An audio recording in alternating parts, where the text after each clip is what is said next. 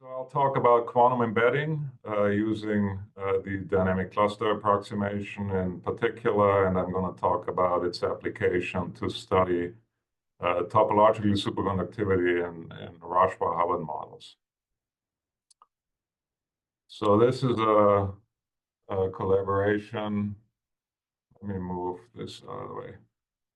This is work we recently did.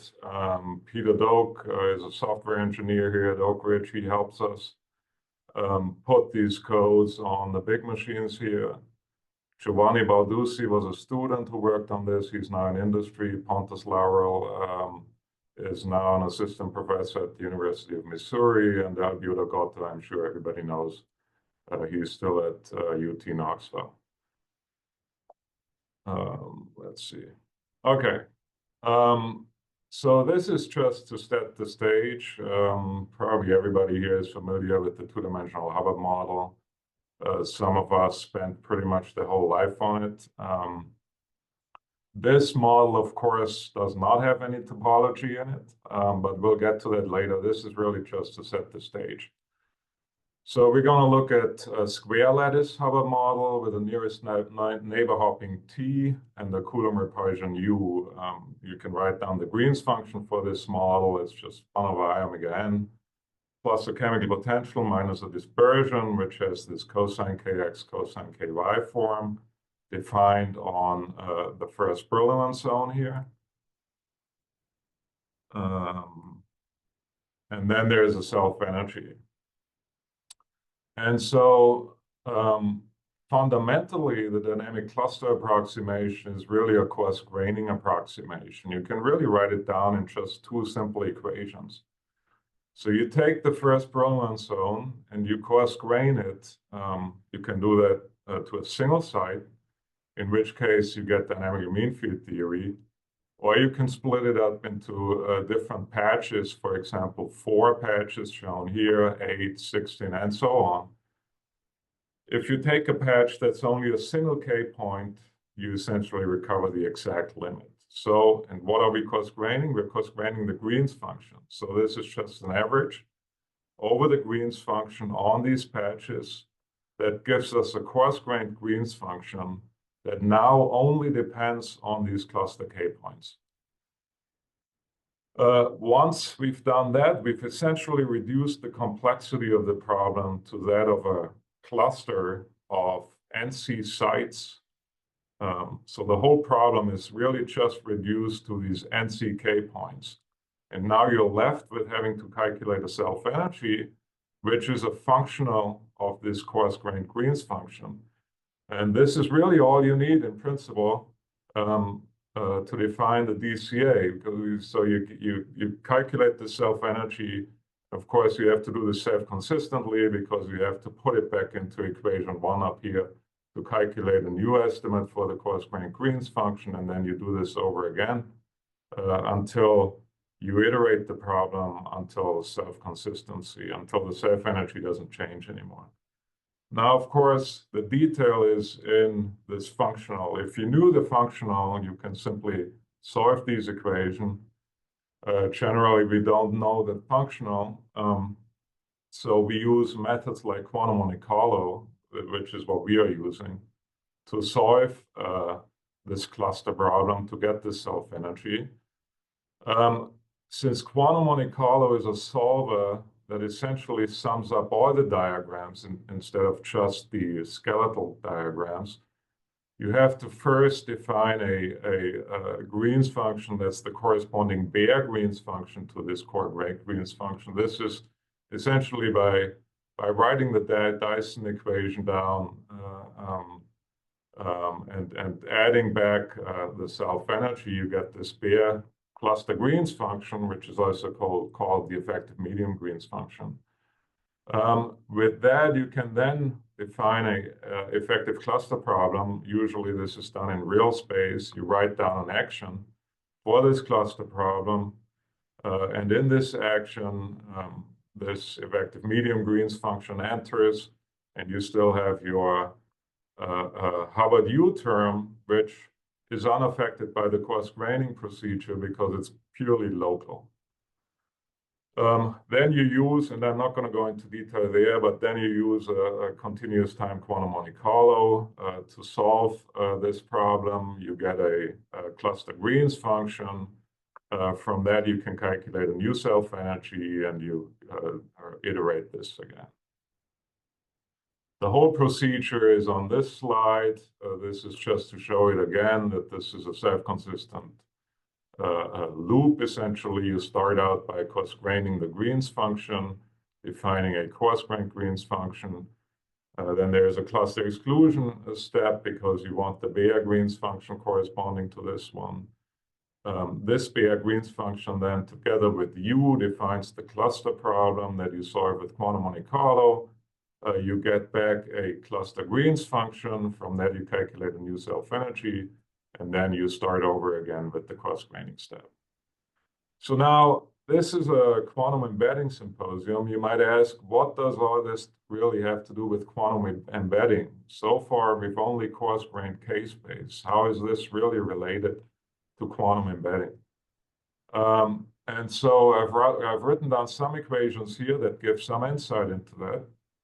Of course, with quantum embedding, you tend to think, of a problem in real space where you define a localized region which you treat accurately, so to represent the correlations on this region, and you then embed this region in a mean field. The DCA is very similar, even though it starts out by coarse-graining the K-space.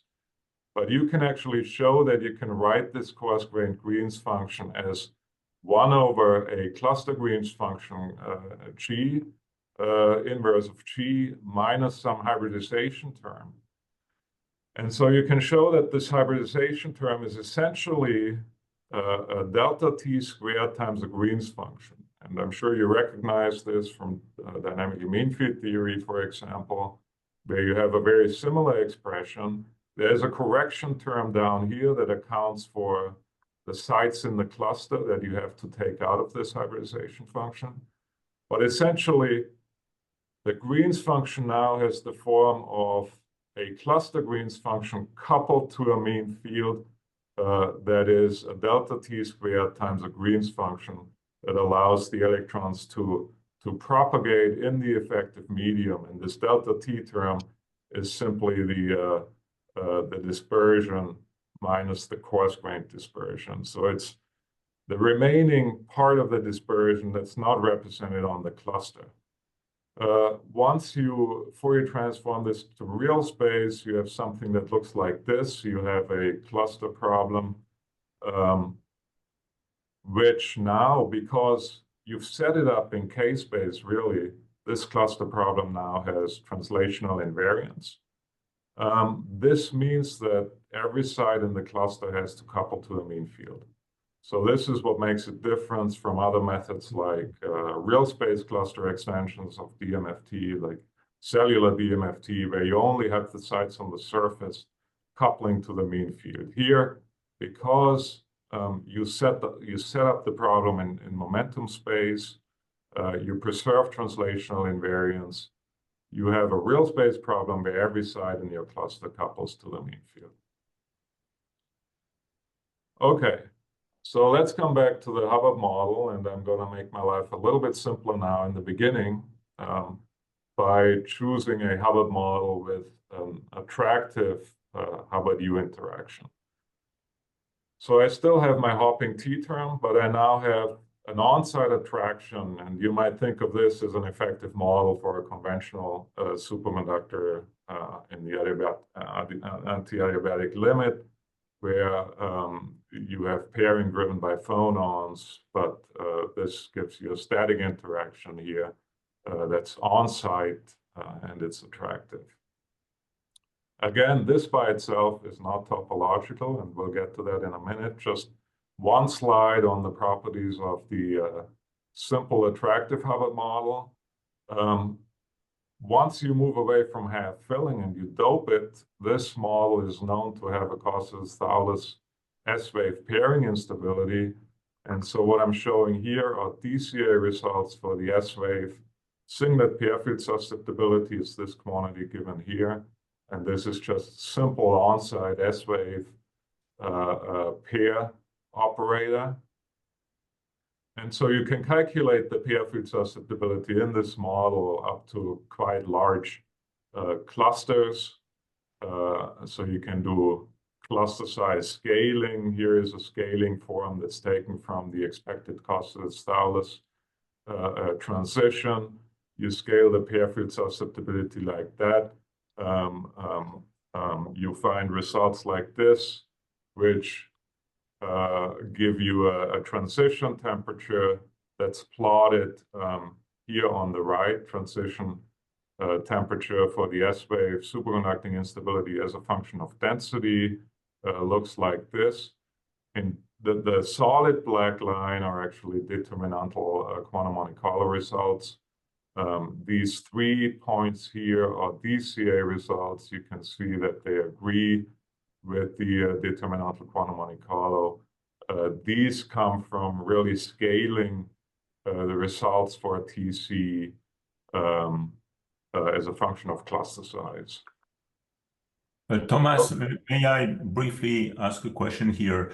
So Sure. Certainly for small NC, I guess you will agree that we expect DCA to give you mean field critical behavior, right? So what you are saying is that as NC becomes large, you can see the evolution to the KT behavior? Yes, that's right. So so the transition will always be mean field. But the KT, the region, so let's say you look at the temperature dependence of the pair field susceptibility, the region where you see Kosterlitz-Thouless behavior becomes larger and larger as you increase the cluster size. Thank you. Yeah. Okay, so now let's make this model topological. And for that, we have to add some terms. And it's getting a little bit more complicated. But the model is written down here. So we still have our attractive Hubbard model with a nearest neighbor hopping T and an attractive Coulomb interaction, negative U here. But we add a Rashba spin-orbit coupling, which essentially is it's like a hopping term, but it mixes spin up and spin down. So it allows an electron with spin up to propagate to its neighboring site. But in this process, it will flip its spin.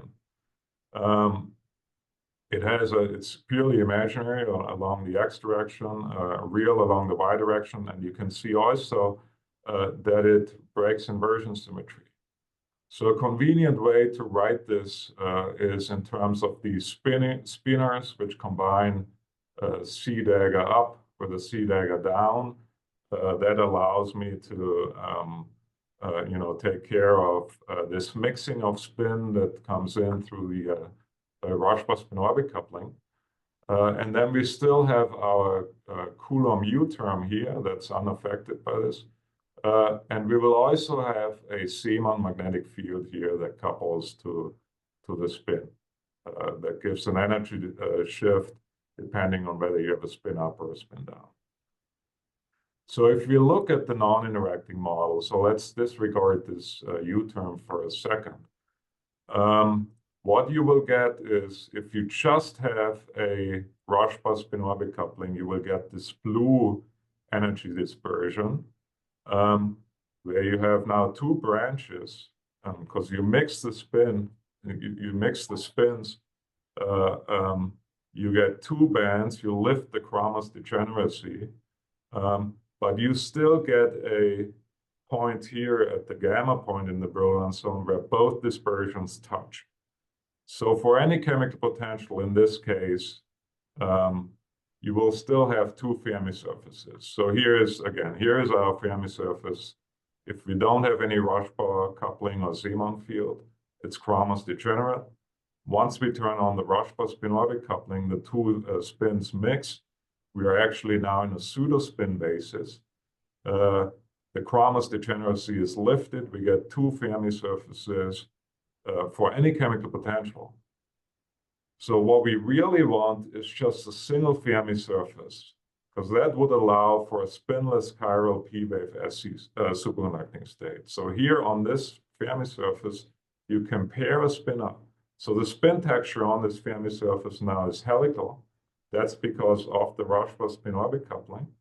And so you can pair a spin-up electron here at K with a spin-down electron here at minus K.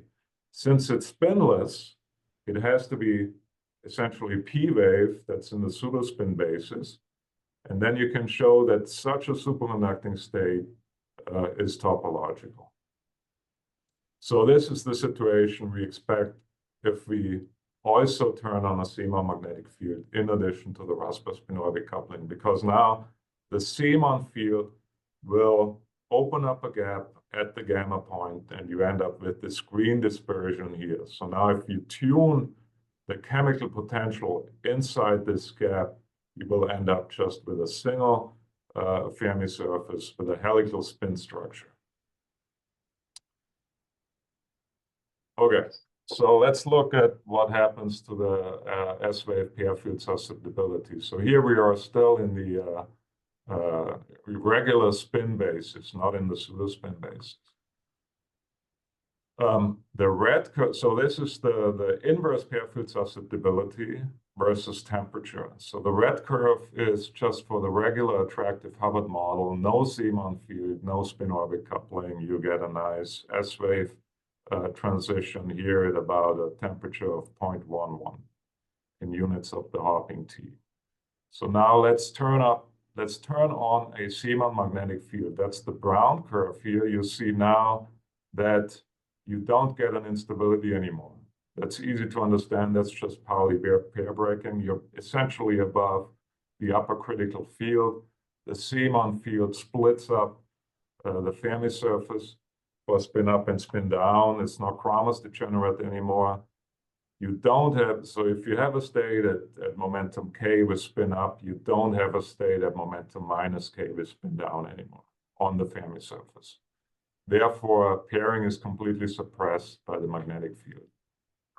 Now, if in addition to that, we also turn on a Rashba spin-orbit coupling, that's the green curve, you see now it diverges again. So the inverse pair field susceptibility goes through zero.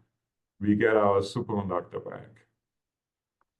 And then the purple curve is just for strong interactions. Still, you get a superconducting instability at lower temperatures. So the Rashba spin-orbit coupling really counteracts the spin imbalance that's created by the CMON magnetic field by mixing the spin, and by doing that, it restores spin singlet superconductivity. Now, if you just plot the transition temperatures you get here from the zero crossing of the inverse pair field susceptibility as a function of Rashba spin-orbit coupling, you get these curves. For zero magnetic field, you actually get an enhancement of TC for a finite Rashba spin-orbit coupling. It's not, so these are calculations I should have said on an 8-side cluster here. In principle, one can take these up to much larger clusters, certainly for zero CMON magnetic field. So we have to check whether this is real by going to larger clusters. But then if we go to now a finite CMON magnetic field, again, for zero Rashba spin-orbit coupling, there's no superconducting transition for this case. You have to turn on the Rashba, and then at some point you get back a finite S-wave transition at this point, and the TC curve becomes more non-monotonic. You get a maximum at a lambda of about 0.4. This is still true for very large CMON magnetic field. Again, here it keeps on increasing. The points out here are expected to be topological, and I'll get back to this in a minute. By looking at the Fermi surface, it'll look like this, as you will see. So, but first, let me look into the reasons of this enhancement of TC by the Rashba spin-orbit coupling. So for this, we look at the Baer, or the intrinsic pair field susceptibility. This is really the leading order term in the pair field susceptibility. In a BCS superconductor, for example, this is the term has a Cooper log instability, so that for any finite attractive interaction, you would get a superconducting instability. When you have a finite Rashba-Spin-Orbit coupling, in addition to this a usual term here, chi up times chi down down, this is the bare bubble, you have another term that flips the spin. That's now allowed because of the Rashba-Spin-Orbit coupling. And it turns out that this is really the term that drives this superconducting instability. If we just look at the Brown curve here, this is for a Simon magnetic field of 0.5 T, no spin-orbit coupling. You see how it is suppressed by the Simon magnetic field. If we then turn on the Rashba-Spin-Orbit coupling, that's still the Brown curve, but now dashed. That keeps rising as the temperature decreases. And if we look at the two different contributions to this rise, you see that it's really this contribution up here, which is this spin flip term. So it's really the spin flip propagation of the pair of electrons, time reverse momentum states, which gives rise to this restoration of superconductivity by the Rashba-Spin-Orbit coupling. So now, again, we have to look at the Fermi surface. In principle, one would calculate a topological number. This is somewhat involved because you need to define an effective Hamiltonian. You need to get the real frequency self-energy. But we do know that you can simply look at the Fermi surface. If you have a single Fermi surface, you expect the state to be topological. This is indeed the case for large enough spin-orbit coupling and Simon magnetic field. Here on the left is a case for smaller magnetic field and spin-orbit coupling. You see that here the Fermi surface for spin up and spin down is different. For spin up, you still have a shadow Fermi surface also that essentially comes from the spin down contribution. That's because you have a finite spin-orbit coupling, you're mixing the spins. But you still have two Fermi surfaces. So this state is not expected to be topological. You can also look at the band structure. This is just the Hartree band structure in our problem, which is consistent with these two Fermi surfaces because you still have two bands crossing the chemical potential here. But for larger couplings, you see the situation is different. Now you only have one band. This is exactly like that initial picture I showed you, where the chemical potential is right in this gap. And so you end up with only a single Fermi surface with a helical spin structure. You expect this state to be topological. And you can show now, of course, I've shown you results for the spin singlet S-wave susceptibility, but you can transform that state to the pseudospin basis, and what you would find is that in that basis you have a spinless chiral p-wave superconducting state, so therefore it can be topological non-trivial.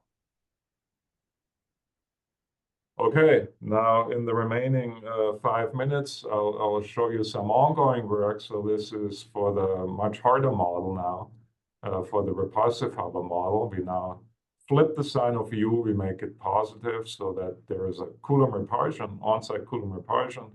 These are some old results. This is just to show that in this case, you expect the superconducting state to be a D-wave state.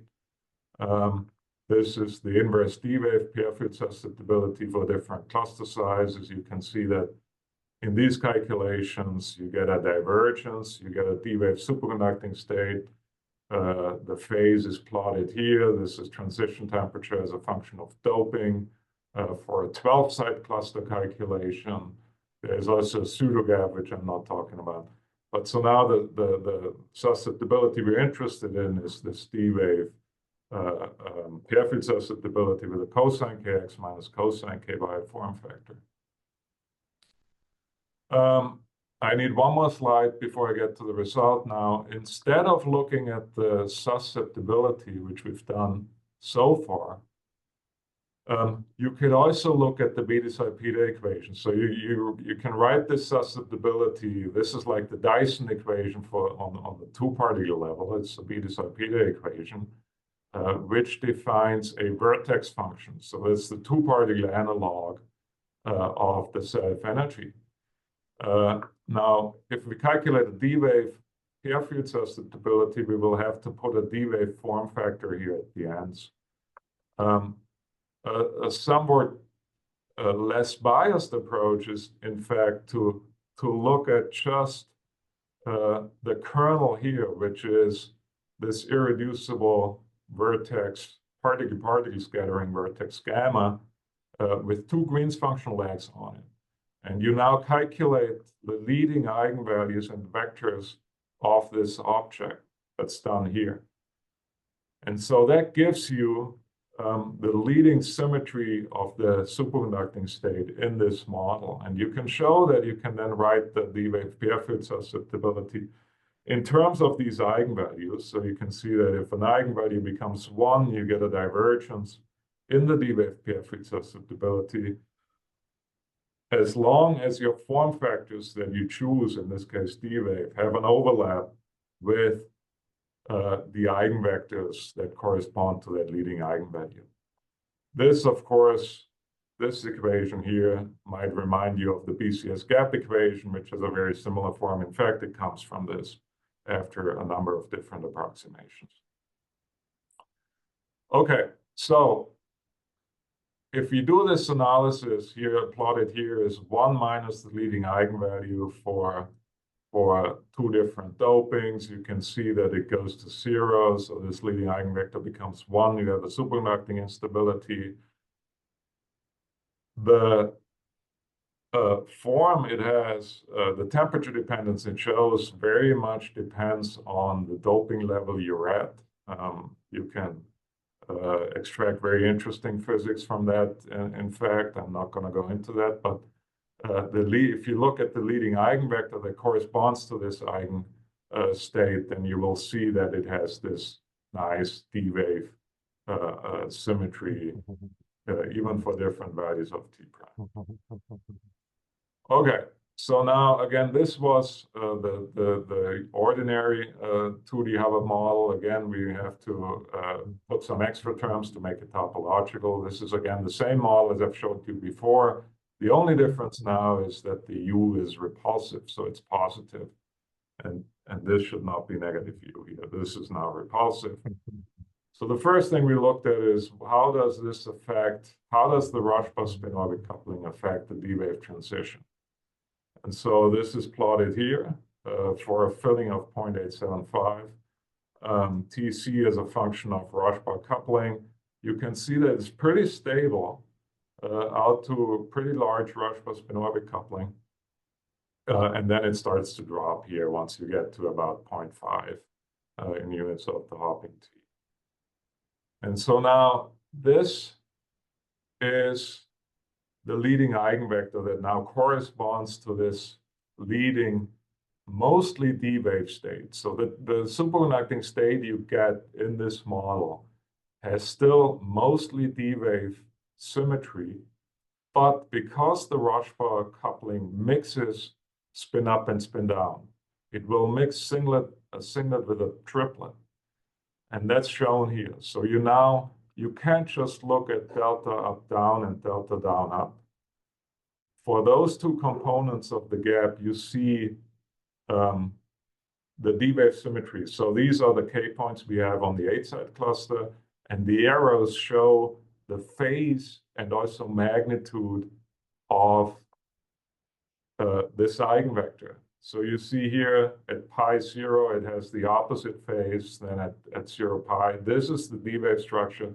You also see that delta up down has the opposite phase as delta down up. That's because it's a singlet. But now in addition to that, you get components here for delta up up and delta down down. And if you look at this for a while, and it always takes me about half an hour to figure out what this state is. But if you do this, you will find that this is, of course, a triplet that transforms like ky plus ikx for delta up, and minus ky plus ikx for delta down.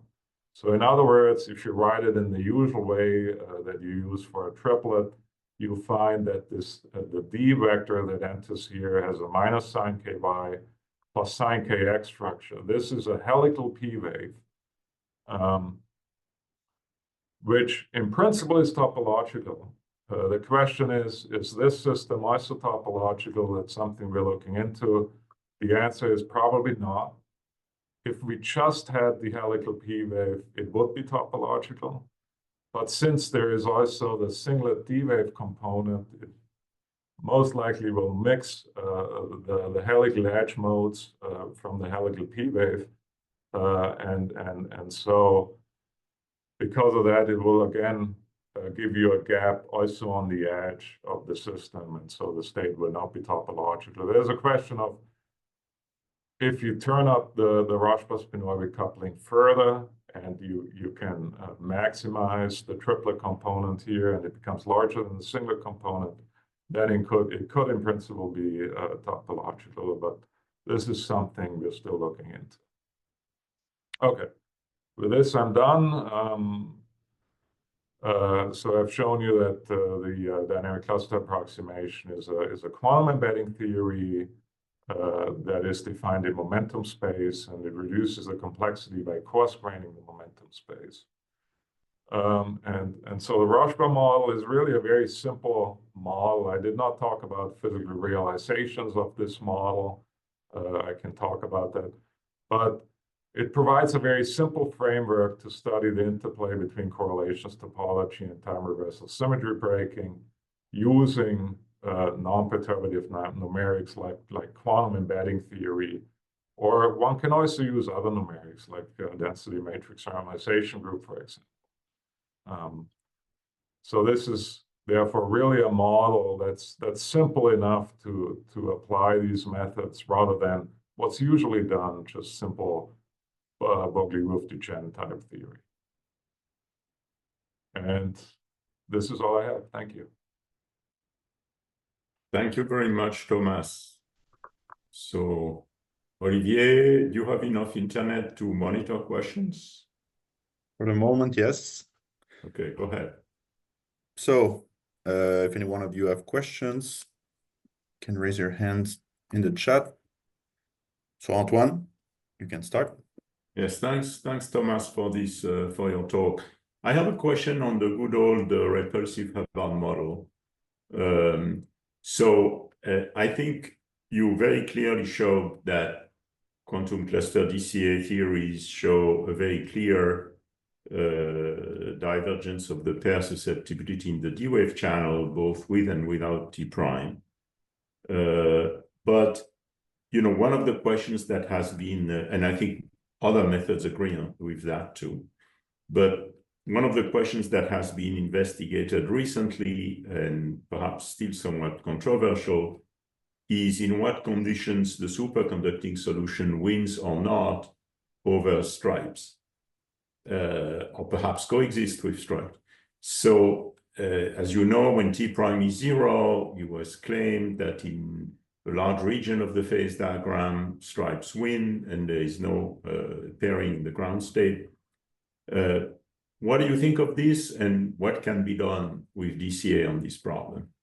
Yeah, thank you. Very good question. I did not talk about that aspect. That's, of course, a very important question. So now these calculations I've shown, which are pretty old now, cannot really address that question. The clusters, even though we went up to 26 sites, are still too small to be able to, you know, support a stripe state, for example. So in these calculations, you will always get a D-wave superconducting state. Now, we have looked at these questions more recently in very long clusters, 8x4, for example. So there you can really look at D-wave pairing. You can also look at stripes. And so in those clusters, we we do find very strong stripe correlations also, both in the charge and also in the spin channel. Now, unfortunately, so we also find strong D-wave correlations in those clusters. But those clusters are simply too large to be able to go down to these temperatures where you get a superconducting transitions. So we cannot really, at least, you know, using quantum Monte Carlo as a cluster solver, we cannot really address the question of who is going to be the winner. Is it going to be a D-wave or is it going to be a stripe state? But okay, thank you. At least what we can say is that, you know, these quantum embedding type calculations are certainly consistent with what you and others have done in the past in terms of other approaches, DMRG, variational Monte Carlo, and so on, in that they also find these stripe states. Thank you very much, Thomas. Next, we have Hangwei Chen. Oh, hi. Can you hear me? Yeah. Okay. Oh, hi, Thomas. It's good to see you. Yeah, this is Hangwei. So I have a quick question about the second part of the talk. I want to talk about the repulsive U. So in that part, do you still need a Zeeman field? It Good question. It seems you do not talk about the H in the second part. So, yeah. So there's a reason I didn't talk about the Zeeman field. Is because for the repulsive Hubbard model, it becomes much harder. Right? So once you use a quantum Monte Carlo cluster solver, in the repulsive Hubbard model, you have a sign problem. Right? Okay, but this is more like technical things. I mean, from a physical point of view, do you really need to break time reversal symmetry in this case? Most likely, yes, is the answer.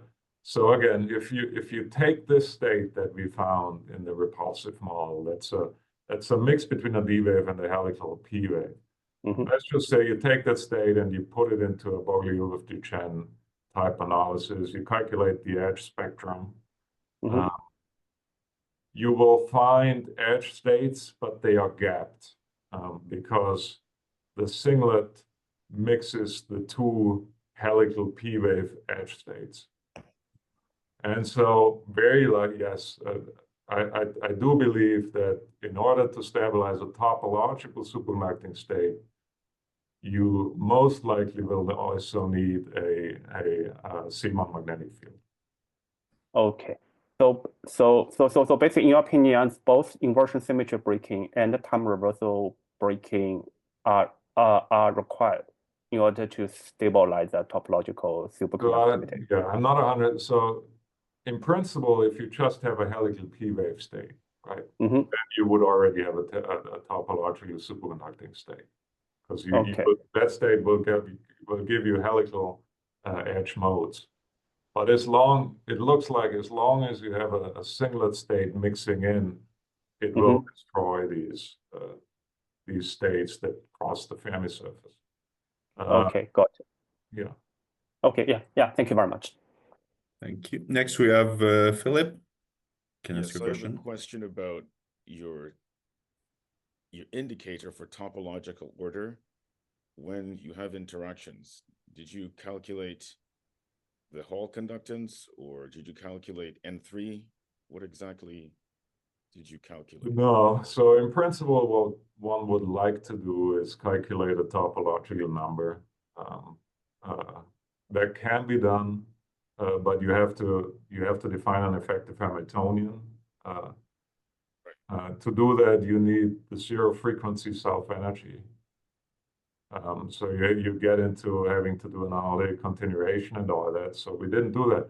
What we did instead is calculate the Fermi surface. And I think I didn't explain it well, but so what's shown here is the gradient of the occupation in K-space. Right. So this is what I would expect for the Fermi surface. And you can show that instead of calculating topological numbers, you can simply look for a topological superconductor. You can look at the Fermi surface. And so there's a theorem, essentially, that if you have just a single Fermi surface around a time reversal symmetric K point in the Brillouin zone, so like this one, the superconducting state will be topological. So it's a somewhat indirect argument.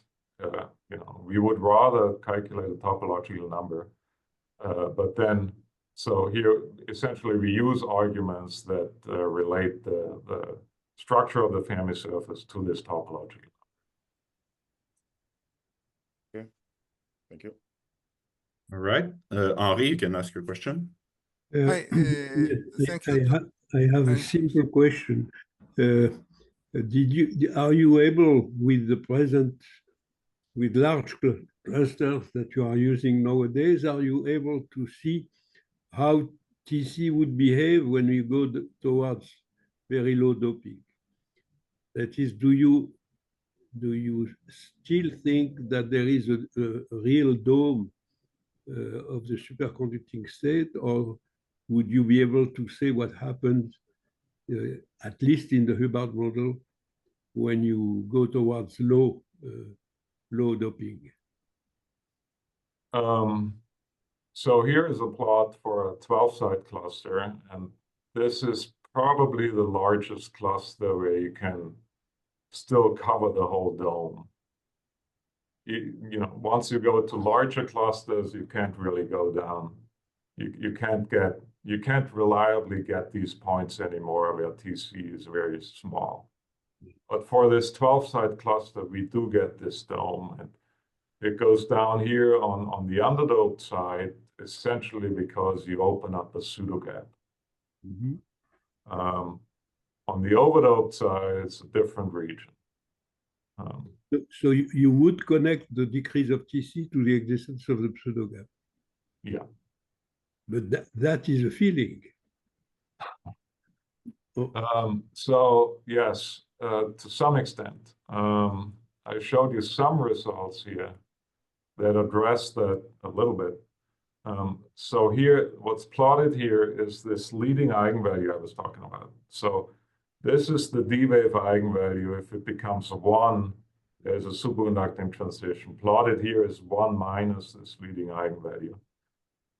So when this goes through 0, that's where the superconducting transition is. So here is a result for the underdoped region. It's the orange line here in the phase diagram. You can see that this lambda d, this eigenvalue, actually has a Costa-Thales form in a large region and then bends over. It's very similar to what you find in an XY spin model. So what we related it to, in fact, in this paper here, this was worked together with Doug Scalapino, was essentially local local phase fluctuations that become strong because you opened up a pseudo gap. Because essentially the physics is you open up a pseudo gap, your superfluid stiffness becomes small, phase fluctuations become very important. They lead to this XY type behavior, which suppresses. This is not incompatible with experiment in the sense that you could have larger fluctuation regimes in the low doping side. Okay. Thank you. We have time for one last quick question. So Irakli, if you want to ask your question. Yeah, thank you, Thomas, for interesting talk. Just my question related to the previous question about topological quantum number, how you detect it. Is there any special reason why you don't use topological Hamiltonian representation rather than one which you use? Is more technical quantum. You're right. It's mostly technical. So what you have to do for a correlated system to yeah, that I know. Okay. Yeah. So You already mentioned it involves an analytic continuation, and if any way possible, I like to stay away from analytical continuations. I see. Okay. Thank you.